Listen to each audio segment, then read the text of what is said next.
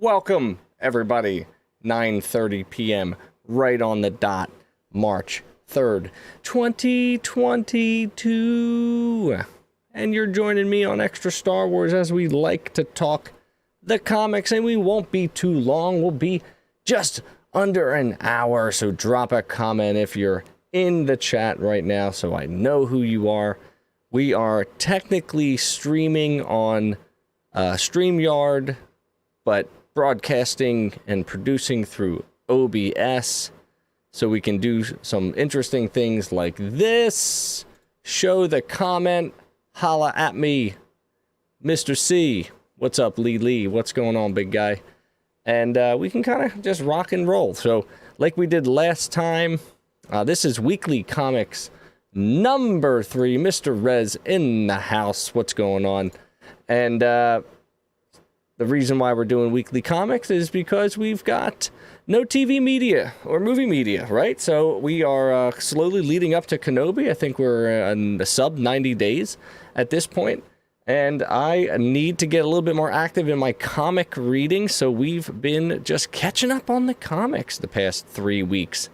And streaming a little games on Mondays and Wednesdays. And trying to keep active and doing the whole thing. And not trying to fall asleep before 11 o'clock. That's going to be the goal. So we've got a lot to get through tonight. And I do not like wasting any time.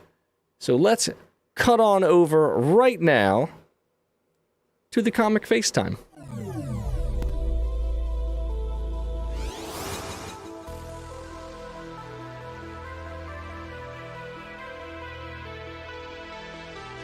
Welcome to Extra Star Wars. Over the next 100 days, and before the Kenobi series debuts, Extra Star Wars is going to tackle the comics.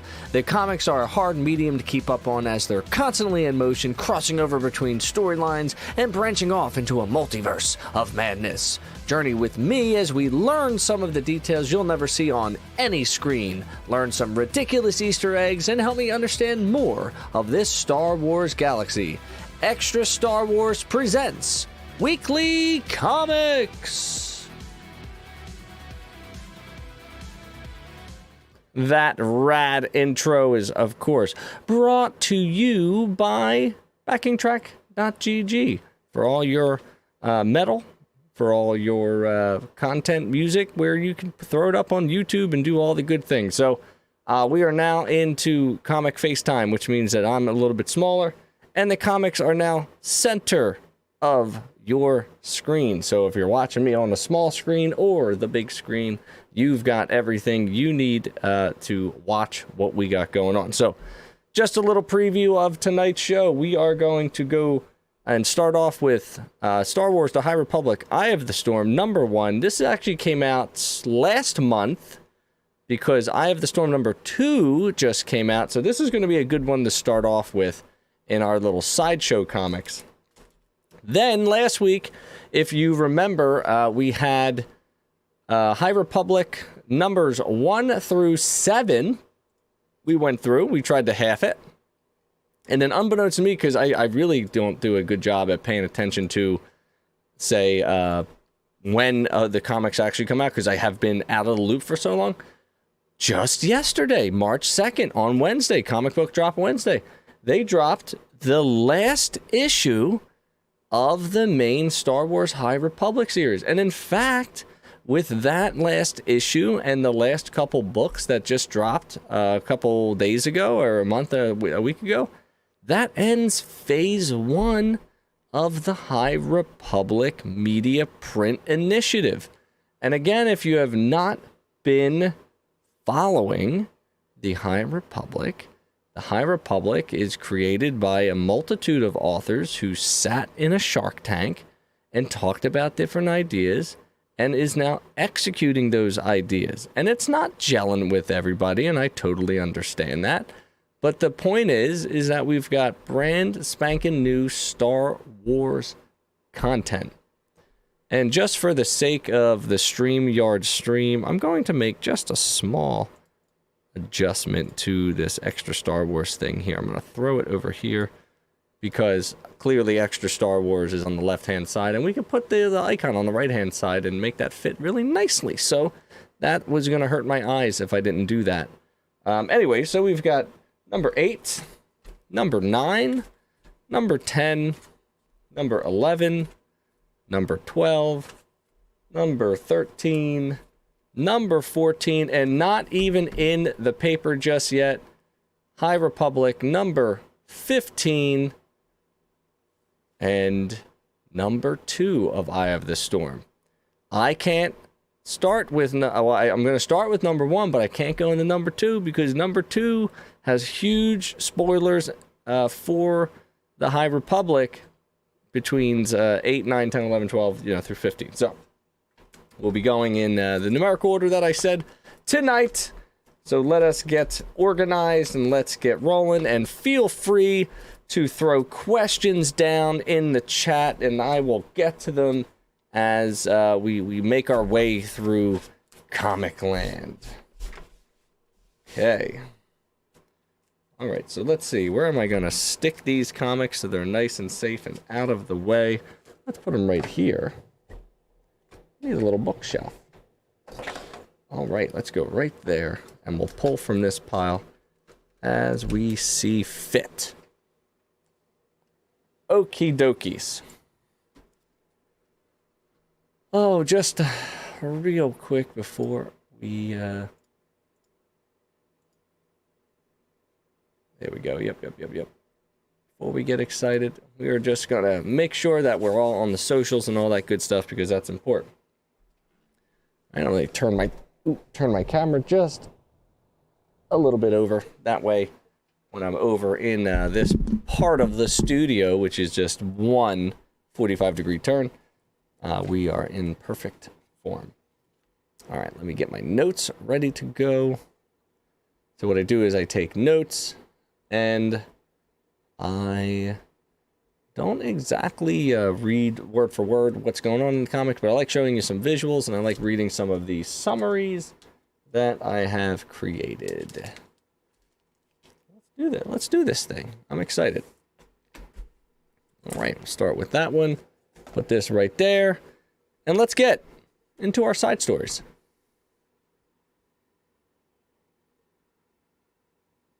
Boom. I hope you enjoyed that. All right, so we have Star Wars High Republic Eye of the Storm. This is Marchion RO. He is the big bad villain of the High Republic. He is brandishing a laser sword in the yellow gold variety. This laser sword is Loden Greatstorms, who he took this lightsaber at the end of Light of the Jedi and didn't give it back. He's not quite human. He's got like a grayish, palish gray skin. And we're going to learn all about the history of what's going on here. So this is considered Act 1. They do it in an interesting way. They have acts and they have scenes. And each one of these, each comic, I believe, is broken down into an act. And each of the issues is broken down into several scenes. So that's sort of how it's structured. So let's get started. Act 1, Ro. No, not the podfather of Red 5, but Marchion RO, evil villain of the High Republic. Charles Soule is the writer of Eye of the Storm, and Charles Soule has been heavily involved in the High Republic. He's one of those original writers. He wrote the first adult novel, Light of the Jedi. So he's jumping into the deep end right now. And welcome on out, everybody. We're Extra Star Wars, and we're reading comics, and we're reviewing a lot of the High Republic stuff tonight. So, this is the Gaze Electric, located on the Gaze Electric. The Gaze Electric, say it one more time, is Ro's ship, like his cruiser, his battle cruiser. That's the main ship. Sort of, you can compare it to like a Star Destroyer, like the Executor or something like that. After the fall, I didn't really know what that meant at the time, question mark, question mark.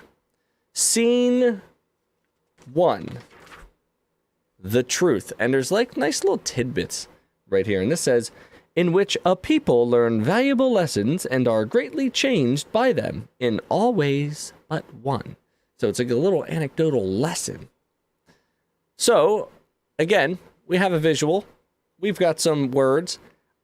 I'm not going to read all the words to you. Your job is to actually purchase the comic if you want to get all the nitty-gritty. So I'm going to give you some of the backstory right now. And make sure you follow me on all the socials right there. Extra Techie. Okay, that's my regular stuff, but also hit that subscribe button on Extra Star Wars. Everon, a planet. Long time ago. So this first scene is a backstory on the Evreni people, and the Evreni people are, quote-unquote, always in motion. They're like a tempest. They're like a storm, so to speak, where nothing is really calm. They're always sort of on the move. Their planet is sort of chaotic. And one day their planet betrayed them, and the trust was broken. Lightning storms, etc., etc. One might argue that the Nile were born from the Evreni people, just based on how harsh the climate is. After the storm, a leadership rose but made decisions the people did not really agree with. And as you can tell just by some of the pictures like this, of them shooting citizens, this really reminds me of like a Thanos level of genocide. And then, of course, war. War never changes, as Fallout would tell us. After the dust settled, not many people were left. But that did not stop the distrust as this mom kicks off this father or this guy from the platform. Once the Evreni left their home world, they encountered others, and since they did not trust anyone, they sought to destroy, which made them outlaws and hunted. But that did not stop their natural caretaking ability of taking people in. So they have a natural caretaker. They like to take care of like their own, their brethren. And unfortunately, that bit them in the ass here as this mysterious stranger came in around this campfire and everybody ended up poisoned. So big time yikes there. Scene 2, The Lie, in which a small family of Evreni wanderers in the time of the High Republic find something they have sought for generations. Now, this is taking place back on the Gaze Electric, but not in present time, 20 years before the Great Disaster. Now, the Great Disaster is what starts off our High Republic dramatic storyline where a cargo ship was brought out of hyperspace and ended up killing a bunch of people. Not so fun. Mary Santeca, Marchion RO, young Marchion RO, Askar, and Askar's mother, Shana or Shala, are all sitting around, and they sort of have this. She's like hooked up to, like, I guess what I'm gonna assume is like a kyber crystal of some sort. What the mother and the father, they chat, and they're basically saying that Ro is the pointed blade. He is the result of years and generations of distrust. He is the one that's going to bring our people to their knees, etc., etc. Askar and Shala argue about using the Nile. Shala is Askar's mother, not Ro's mother, so it would be the grandmother. And Shala's been in charge of the Nile, but they haven't really been doing anything too much, and Askar feels that needs to change. So what does Askar do but kills the mother? Boom. Dead. You're out.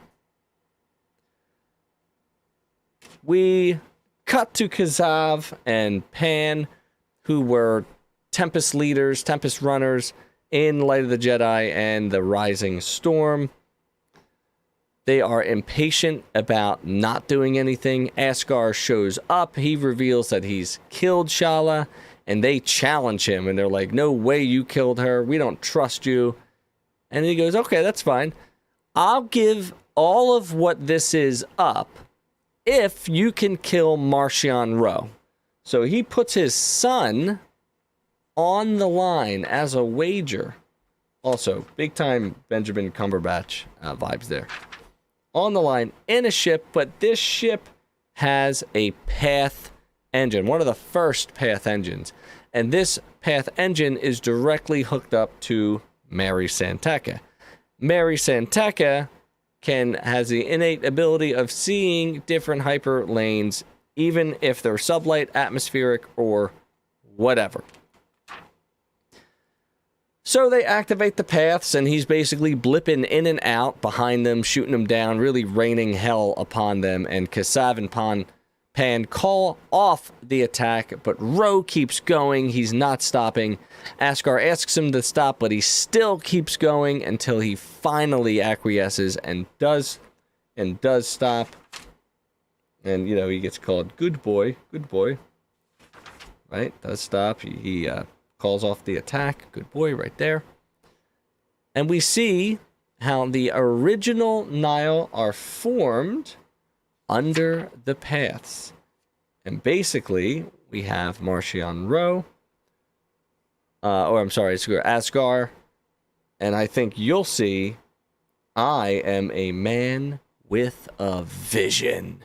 And that's sort of the beginnings of the Tempest Runners. We got Kassav, Pan, and of course, the famous Lorna D. Scene 3 is the kill, in which, through the power of the paths, the Nile have become much more than they were. An eye closes and an eye opens. No space. 10 years later, Asgar is down. He's bleeding. Obviously, Ro is 10 years older, so he's probably in, like, maybe 20s at this point, maybe 21. And what does Marchion RO do? But kills him. Right? Like father, like son, takes over the Nile. We're back at the Great Hall of the Nile. And, you know, the Tempest Runners are like, where's your dad? And he's like, nah, I killed him. And he goes, yes, I can handle the Nile because I have a vision. So very reminiscent of what Asgar said. And we end with a vision, right, of slaughtered Jedi. Dum, dum, dum. To be continued, right? Eye of the Storm. Pretty nice. And in, like, the books, right, we don't get a backstory of Marchion RO. He just is there. So I appreciated this particular comic because we do get a little bit of a why he is the way he is. And although he has some sort of vendetta against the Jedi, I don't understand it just yet, or why. What did the Jedi do to him? We're not really sure. But it's certainly interesting to see the Eye of the Storm revealed. And as we start to dive into our High Republic stuff, that's going to become ever present. So with that being said, let's get into our main storyline.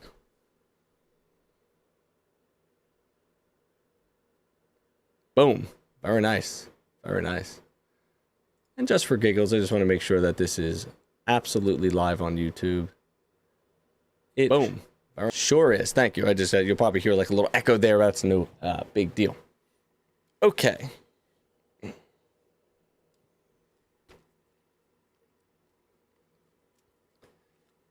So quickly, we'll just look at the cover here, and we'll read some of the stuff. So I'm not going to take everything out, so just listen to the story as we get through this. So, Eye of the Storm. Oh, not this one. I read that one already. So this is called number 8. Number 8. Beautiful cover. We got Orla, and we have Kiev. Yeah, it's live. Thank you.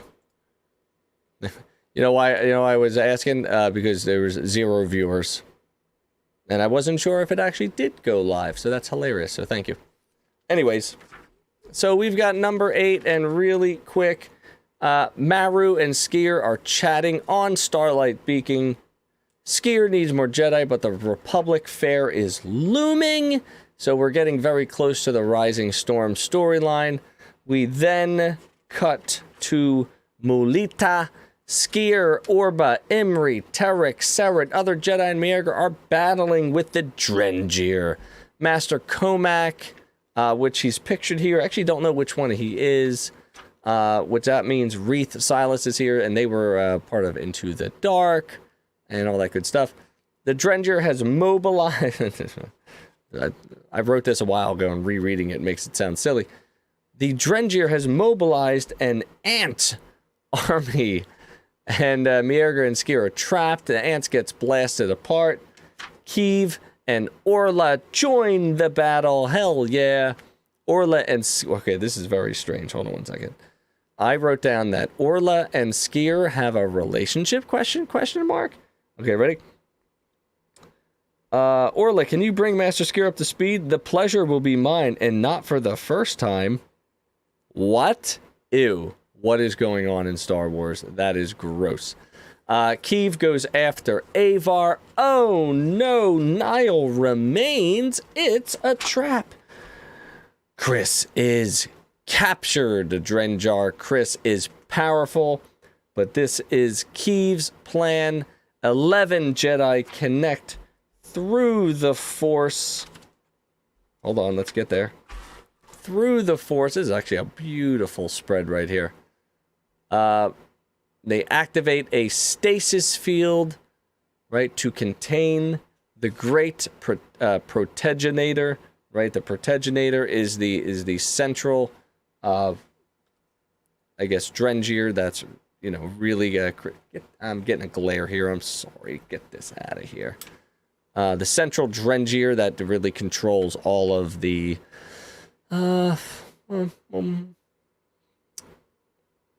Sub-Drengir? I don't know what the word I'm really looking for there. Being cut off, the rest of the Drengir will slumber. The Protaginator will be moved to Starlight Beacon, and the Jedi, I guess what you want is the Jedi. Hang on, we gotta block that.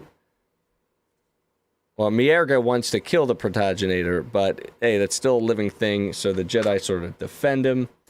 They get the Protaginator into the stasis field, yada yada. Comms are restored. Harrow informs the Jedi upon their triumph that Valo and the Fair are gone. So, issue number 8 happens concurrently of the Rising Storm, which has a lot of death in it. So, a victory in the comics, but on the other side of the galaxy, not so great for our heroes. Not so great for our heroes.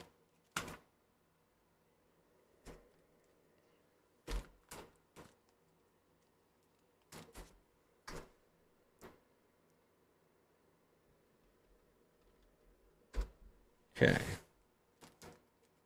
I'm gonna bring a little background music into this. One thing I didn't start, but that's okay. It'll just take us a second. I want to make sure that that is not pumping into our ears like you wouldn't believe. So let's push it here and go here.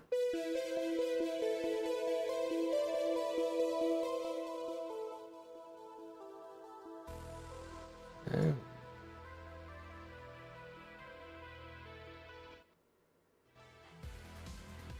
All right, let me just make one small adjustment to groove here.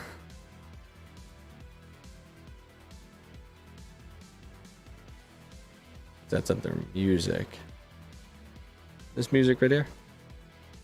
Oh yeah, duh.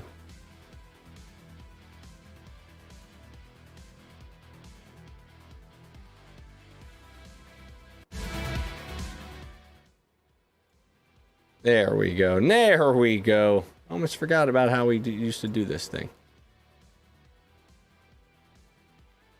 All right. Number 9.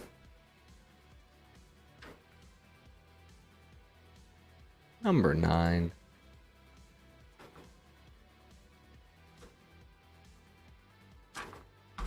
Okay, just to show you some of the stuff. So again, this is a sort of a new story. You know, the last one sort of ends.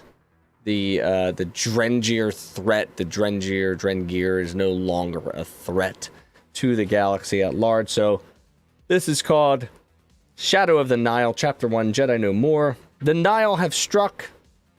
The Republic fair on Valo, intended to be a celebration of unity and progress, has been razed to the ground, and thousands are dead. While the attack was underway, Marshal Avar Kriss was leading the charge against the insidious Drengir on Lolita, but the Drengir Blight was a feint to keep the Jedi of Starlight Beacon from rushing to Valo's aid.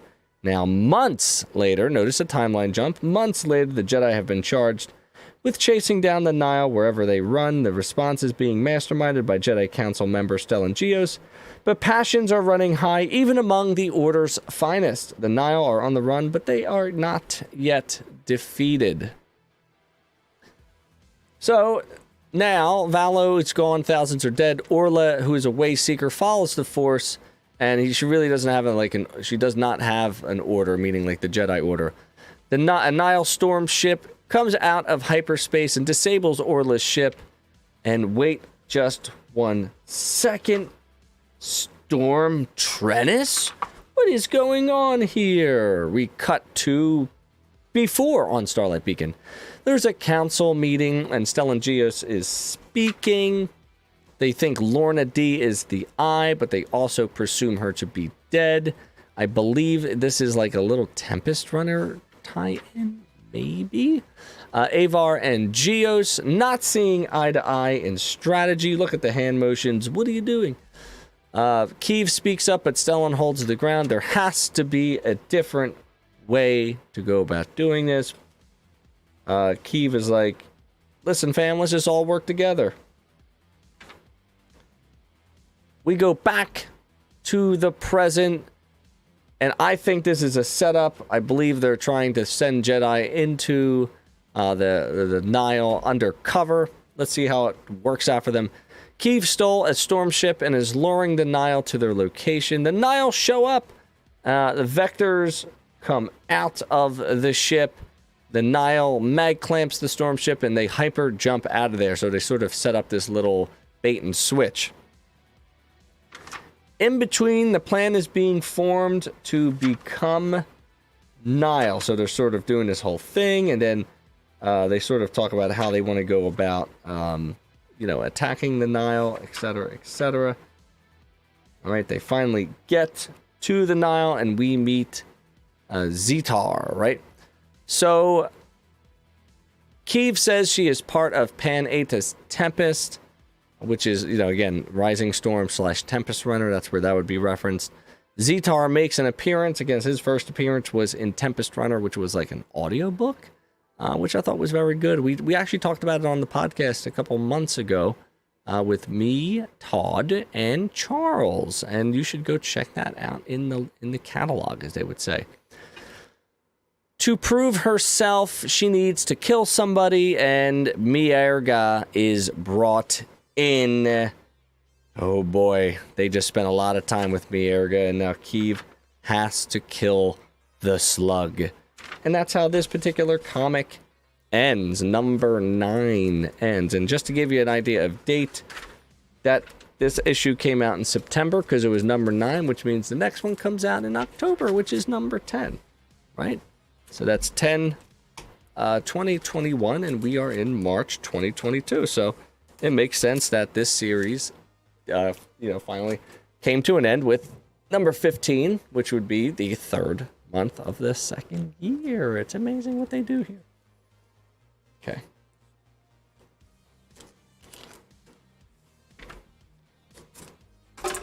Here we go. Number 10, Out of Balance, Out of Time. quickly now. We are on Zayas. Keeve is faced with killing Miarga, but drops Nagnol and an explosion happens. Fwoosh. Keeve... Fwoosh. Keeve convinces Zetar that this hut may have worked with... Now, they call the Jedi Jays. Jays. And I love that because when I hear of Jay, all I hear is what's-her-face from Suicide Squad, Harley Quinn. Me and Mr. J. And the Nile calls him like a slang term of Jays. And I just thought that was so funny. Anyways, Keeve convinced Zetar that this hut might have worked with the Jays and that she might know something. We go to the Atraxia. Avar is getting the scoop from Terek/Seret. We don't know. Skier tries to force levitate a saber and fails. The doctor calls to inform Skier that they know why he is losing connection to the Force. Back on Zayas, Keeve is forced to interrogate Miarga, who has Nargle, killing her, but Terek stops it. They need to hold out until the rest show up. The Nile electrocute the hut. Zappity, zappity, zappity. Arg! Look at the spine. It's pretty cool. Miarga dimes on them, and their cover is blown. They get distracted by the electrical shock. The Nile get the upper hand. Lorna D shows up. I believe this is where they were getting the upper hand. And then Lorna D shows up, kills the hut, knocks out Terek. Lorna used some sort of force blocking tool. Let's see. Where did she do that here? Let me see. Oh, yeah, here it is. Yeah.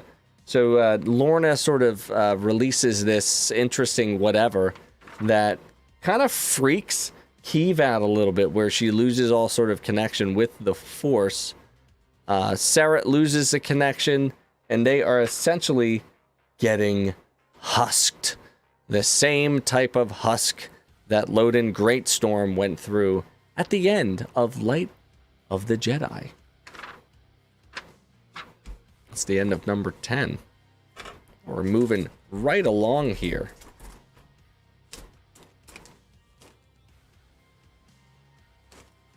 I buy all my comics from a local comic store called Comic Collection, located in Feasterville, Pennsylvania.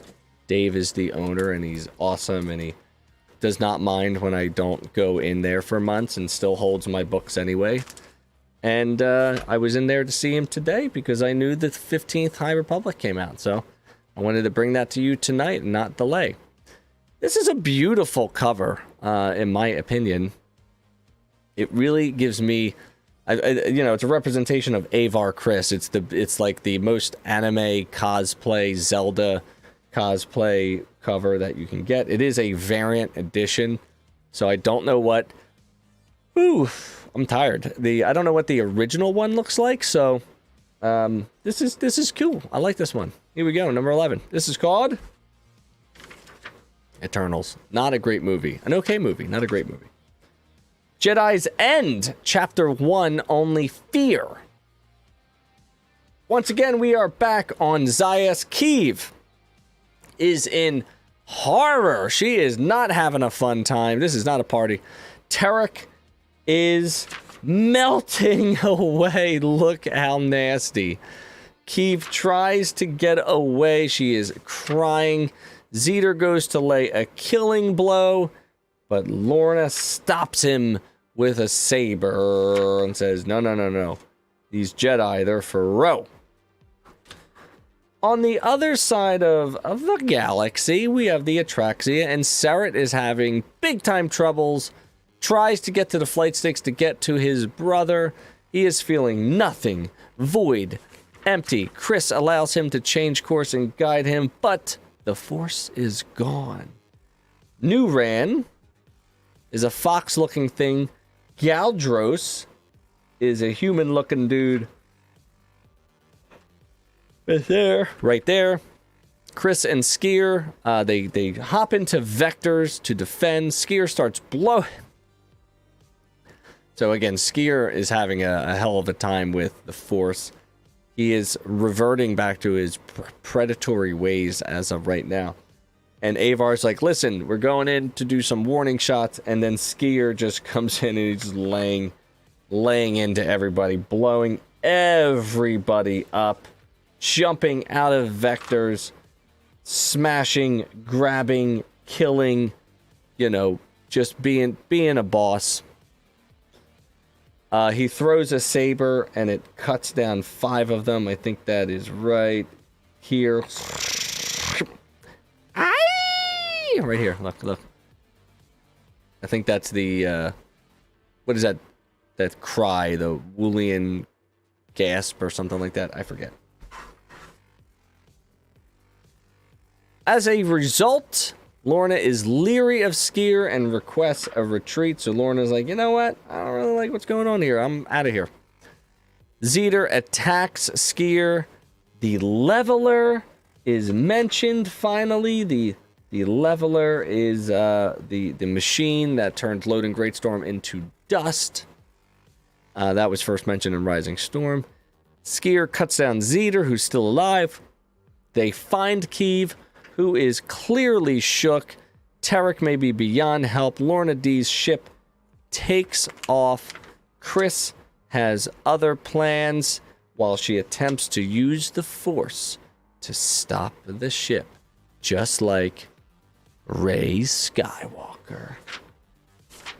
To be continued. So they have found Lorna D and they're trying to go after her, and they may have just lost another Jedi to what they've been saying in the show, in the comic series, in the books, getting husked.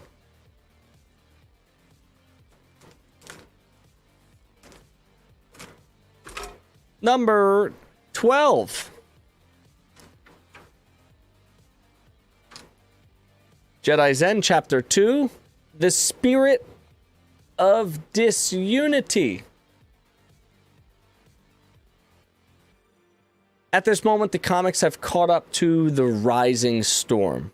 Now, Starlight Beacon has moved to Irem, which is mentioned in the 3rd adult novel, Fallen Star. We'll get back to that in a second. Stellan Geos is there to oversee. We go back to a little before moment. Before Lorna D.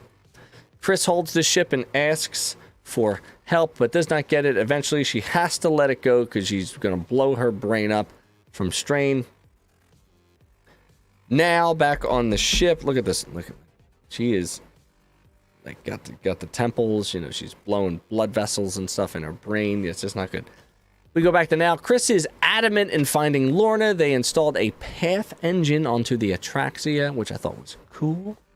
Stellan and Chris argue about stopping her. Chris prepares the Atraxia anyway, so basically disobeying a direct order. The council says, listen, we don't want you going after them anymore. And Chris is like, listen, I've got an obligation to go after them. She is literally the worst person ever. Keeve is feeling very guilty. Mara asks Keeve to watch Chris. So now you got some like, hey, you got to watch this girl. We're not really sure whether or not she is of right mind. He feels she is getting letting the emotion get the best of her. And we are trying to still find out if Skier is okay. Okay, so that's what all sort of transpires in that. Before Chris assaults Skier with insults, telling him he is not worthy of being a Jedi. As a result, she asks for his saber. She relieves him of all his duties, which is pretty wild. Give me that saber. Now, Skier's meditating. He looks like the Hulk eating tacos. Keeve asks why he is being the way he is. He reveals that he has a disease only in Trandoshans that revert him to an aggressive state, like a predatory state. In turn, this is affecting his Force ability. Keeve asks him to come on the trip, but he declines. Meanwhile, Chris readies the Atraxia, We have Jedi Manshi. Jedi Manshi. I think that's this dude. Okay, I believe so. And then, of course, we have the mention of Valo and the idea of husks, which are right from the Rising Storm. Skier shows up, says he is a Jedi until the council says otherwise. Loophole. Keith will watch him, and she also mentions that she's going to watch that scaly ass, which is, again, kind of forward-thinking in terms of cursing for a Star Wars comic. The ship departs and makes its way to its final destination using the Path engine. And when's our next thing? On sale in January. So we've reached the end of the year. Let's pack this up and let's move on to the final three, 13, 14, and 15. Thank you for sticking with me tonight in Comic Land. I love bringing the comics to you. And if you are watching this on replay and you didn't get a chance to see it live, thank you for sticking with me. Make sure you follow me on all the socials. We do all sorts of different stuffs out there in Streamland.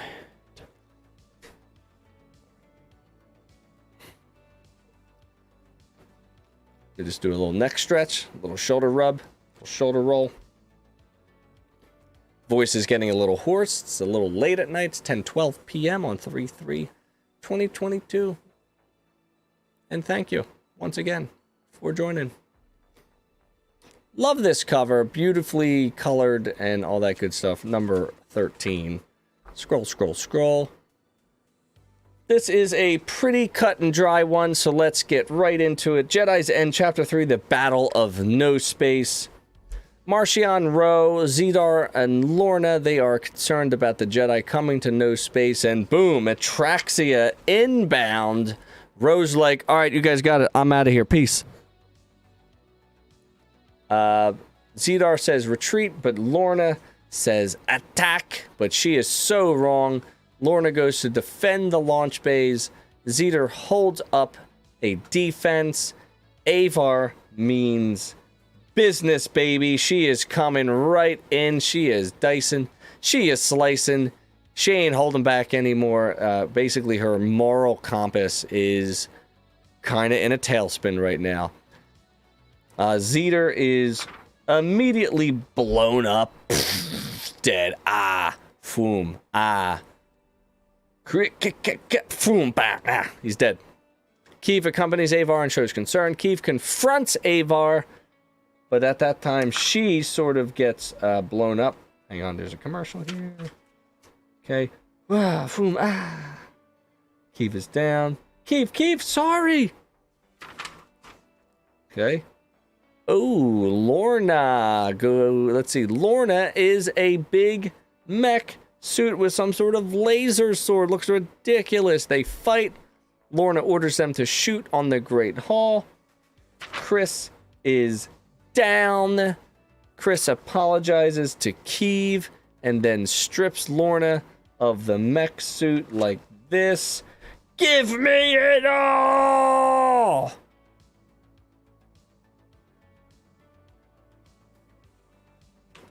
Lorna is down and then attacks with Terek's blade. Chris disarms her and dissands her. Yarks! The first dishanding we've had in a while. Avar goes to take the killing shot on Lorna for light and life. To be continued. They do a good job at keeping you honest and keeping you on your toes.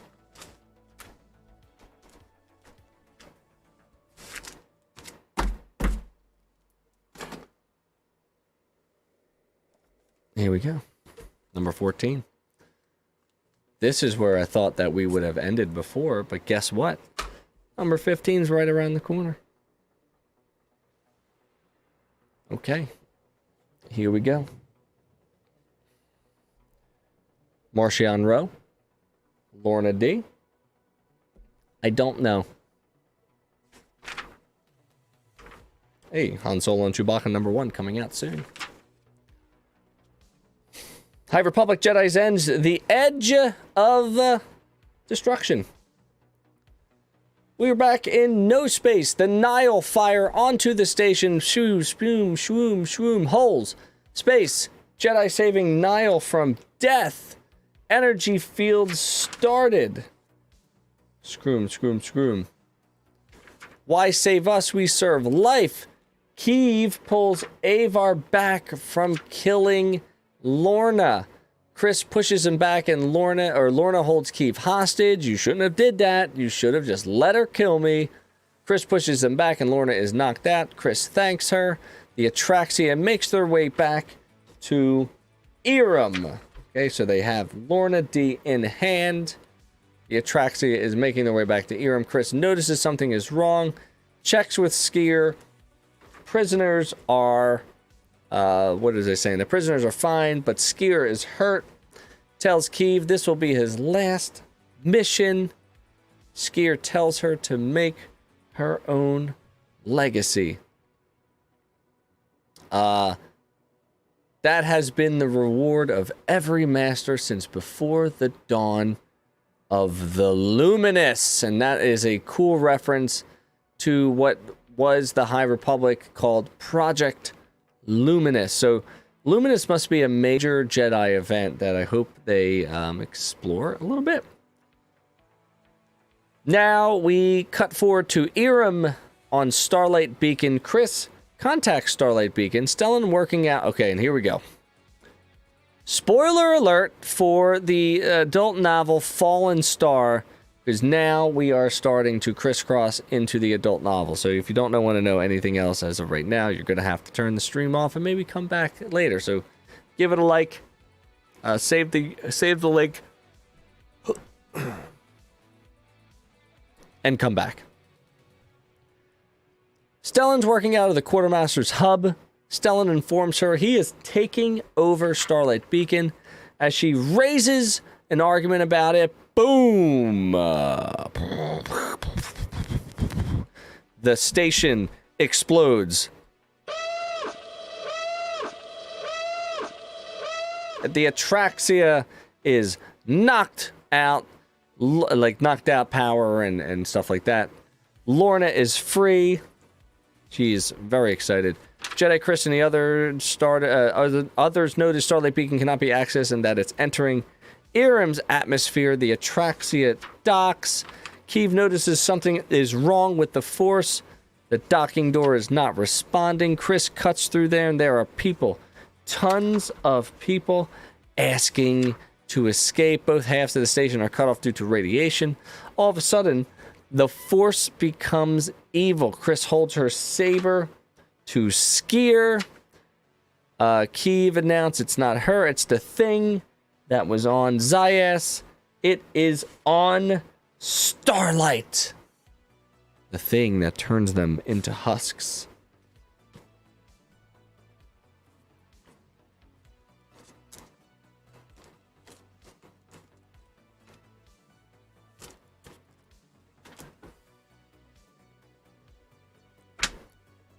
And as we bring... Look at you. Long live the High Republic, but not for so long, unfortunately, Mr. Scarif, because we're going to be covering your character in just a few short minutes. Number 15! Just picked it up today. Came out yesterday.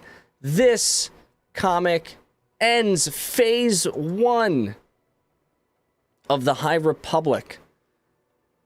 Okay, phase 1 was called Light of the Jedi. I think Light of the Jedi? I'd have to confirm that. Skier, Keeve, Avar, and a blown up Starlight Beacon. Not great. Let's get into it.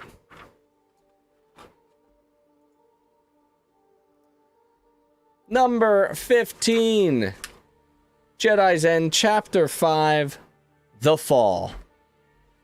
It's a short one, so let's read right into it. Avar Kriss triumphant. The hero of Hetzel has successfully captured the woman she believes is the Eye of the Nile, but as the Jedi return Lorna D to Starlight Beacon, a terrible explosion tears through the gleaming space station with communications down and the beacon drifting dangerously close to the planet Erim. The Marshal leads a rescue mission, leaving D in the hands of Jedi archivist Orbelin on board the Atraxia. But the stricken space station hides a terrible secret, the mysterious creatures that nearly cost Tarek and Keeve Trennis's their lives on Zayas now stalk Starlight's darkened corridors. These creatures are removing force powers and turning people into dust. It's very scary. So this opens with Keeve being attacked by the mysterious creature. Skier and Avar scare them off. Lordy. Starlight Beacon. Oof. Neuron, the fox-looking thing, dead. Skier hangs back. He's not really affected by the creatures because he's losing his connection to the Force.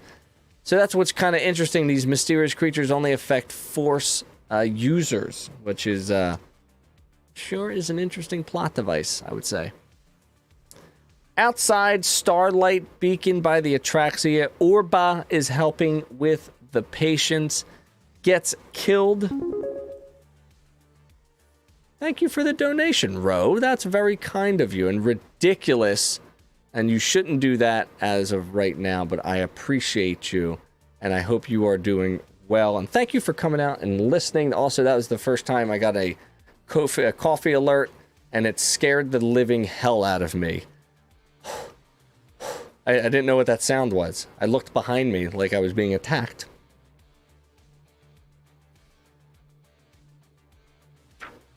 Orba is this kind of dude that's like a navigator. He's in this helmet, but bang, gets headshotted by Lorna D because she's free, right? Because the Atraxia, love you too, buddy.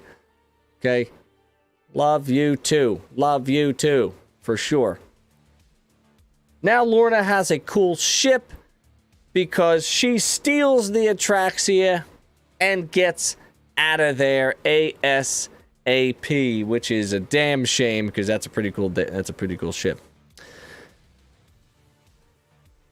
Chris, other Jedi, Skier, Keeve, they make their way to the explosive part of Starlight Beacon to find that Maru, who apparently is awesome, is holding the ship together from breaking apart.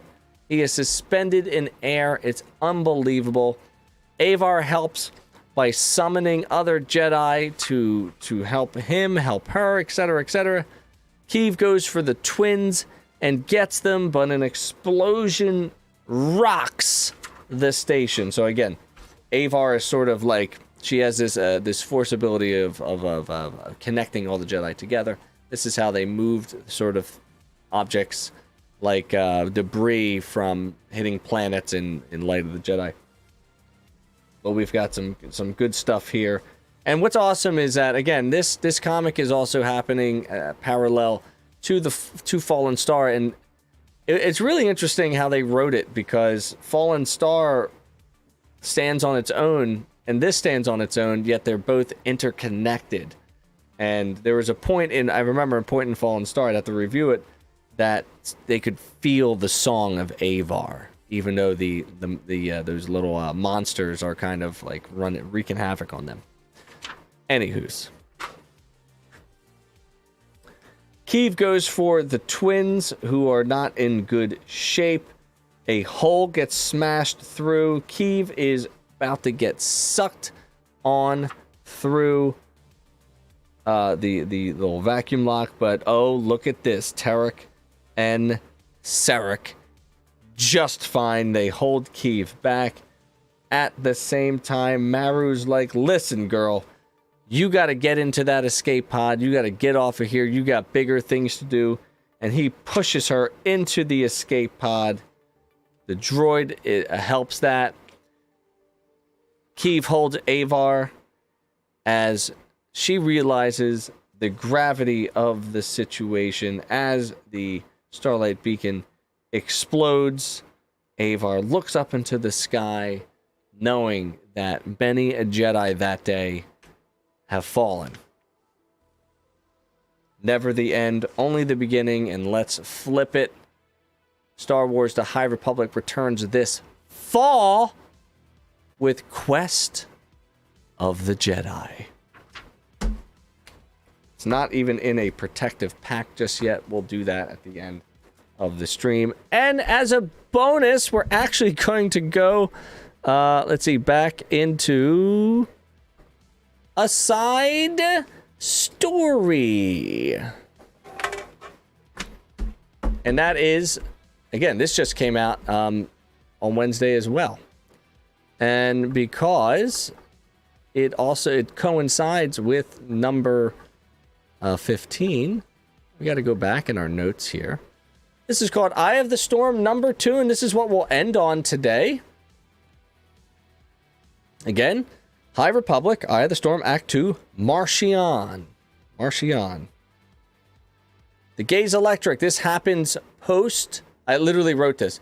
This happens post Fallen Star. Do not read this yet on stream until we get through all of the High Republic stuff, and we just did. We know Starlight Beacon is down, and the Nile have the upper hand. And again, at the end of Fallen Star, Marchion RO basically reveals that he is the person that he takes responsibility for everything. So here we go. Marchion has a Force-sensitive Jedi named Master Obratuk. Very strange-looking Jedi. He reveals he took down Starlight Beacon, and the Jedi is in denial of that type of information, that news. Basically saying, fake news, fake news. Scene 1, the wreckage, in which a group of powerful people realize the depth of their failure and questions are asked. Coruscant, Lina So. Lina So is right here. She's the Chancellor of Coruscant. Very strong character. We have been fighting for a year, and we just found out that it was Marchion RO. Wow.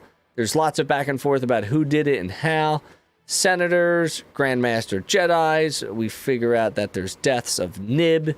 And again, sorry, spoiler alert, Stellan Gios also perishes at the end of Fallen Star. Oh no, what are you going to do? Lina is convinced that RO is responsible. Lina scrambles defenses to the Outer Rim. Credits are offered for information, but the Jedi are pulling back all people from all outposts. And there's like, well, why are you doing that? And they reveal, well, there's a weapon that only affects us, and we just don't understand it yet. And I can totally understand why they would want to pull back. Scene 2, The Hunt, in which the source of Marchion RO's weapon against the Jedi is revealed, while its name and nature remain obscured. All right, let's do it. We are on the cloud ship Ikora. RO assembles a team that is close to him to find more leveler-like weapons. They head to planetside, but some ships don't make it. They land planetside and have to call the object to them, which I think is like a Kyber crystal of some sort. This is what I'm talking about right here, which I thought was interesting. They find themselves in the cave and find these creatures that they cause the Jedi issues. I'm not sure if these are the creatures or something along those lines. Kind of like something like these little creatures right here. So there's the thing there. They're like these ghost wisps and whatever. Let's go ahead and block that user. Congratulations. Right on it. Okay, they get the restraints. And they sort of put them into these pods, and they boogie on out of there. Let me see. They find themselves in the cave, and they find these creatures that have caused the Jedi issues. Marchion RO is going to great lengths to be different. Scene 3, The Triumph, in which no one tells Marchion RO what to do. Again, just what an insane leader. No Space, the Great Hall of the Nile. So RO addresses the Nile crowd as victors.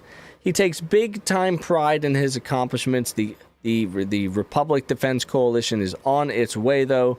Kevin Tarr is being brought in, and he is a tactician, a person from Light of the Jedi. So more or less, Ro is just going like, we've done so well, etc., etc. Lena So and Chancellor Lena So is contemplating. They're trying to figure out how to stymie the situation. And they're just at a loss because they thought they had the Eye of the Storm, and they just don't. And then our final scene for the end. It's the ending at the beginning. So the same characters in the beginning are at the end. Ro releases some sort of monster on the Jedi who dies. And this is sort of what I think the monster looks like this. Let's get zoomed in right here. Sort of like that. And basically we have... he says, word for word, I'll read this. So I think you'll agree with me when I say this. I won. It wasn't easy either. I think I deserve a little something after all that hard work. Don't you, Master Obrock? I'm going to give myself a treat. No. My favorite thing, Master Jedi, is when someone who believes they are strong realizes they are weak. And the reason... See the monster? Is me. The reason they're weak is me. And then he gives you some sass. And then he gives you some more sass.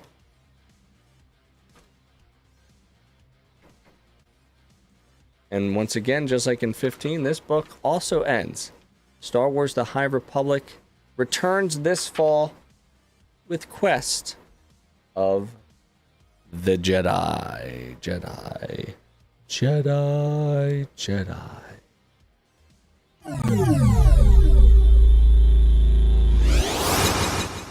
So there you have it, friends and family. We have gotten through the High Republic main series.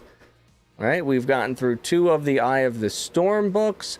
We read about the Halcyon and how cool the Galactic Star Cruiser existed back 265 years ago. Bullshit. Doesn't matter. You'll get there one day. Next up on the show, of course, I think we're going to stick with the High Republic, which means we got to go back in time a little bit because there's also going to be some crossover events, and we will be now tackling the High Republic Adventure series, and that's 1 through 14 or whatever. Love your tribble. What? I don't know what that means. Is that a technical term? And is a tribble like a stinger? Is that what you're speaking to? Talk to me. Please confirm. So, yeah, the High Republic continues next week, where we will tackle the IDW series. And now I'm grateful to say that there's no new High Republic stuff coming out for a while. Thank you very much. This actually was meant for this. It came in like a microphone package, and I'm like, no way. This is a beautiful thing, and I like to, like most guys like to do, I like to stroke it. Anyways, so next week, IDW High Republic stuff. We're gonna rock and roll, and we'll have some more side stories to chat about for sure as we tackle the monster at something Peak, the Temple of Monster Peak, the monster of Temple Peak. I forget. It's like a four comic series, so we'll be doing that as our side story, and we'll be tackling some of the IDW stuff. And that's all I have for you today, friends. Like I said before, I like to keep it within the hour, and I think we did it because I know I had like a 5-minute head start on this. Scarif Ro, thank you so much. I'm glad I could bring a smile to your face. As always, we had a few other people check in on the chat. But it's been real. I'm tired. I'm going to go to bed now. I hope everybody has a great weekend, and make sure you check out the Red 5 Network at bio.link/Red Red5 and check out all of the content on Twitter, and just the conversations are wonderful. And they're a very, very supportive group. Next time you'll see me will probably be in extra techie land, where we will, if we find some time this weekend, we might be streaming some Mario Kart. So that's going to be the goal here. I am nursing a back injury, so if you saw me a little stiff tonight, I am working through that. So prayers for my back as I'm on a muscle relaxer and 800 milligrams of ibuprofen. And I'll be taking the day off tomorrow to rest up and relax, and probably start my research for High Republic IDW. It's been real, folks. I love you a lot, but we are officially done. Let's get the hell out of here. Where the hell is my stuff? I think it's this one. See you next time.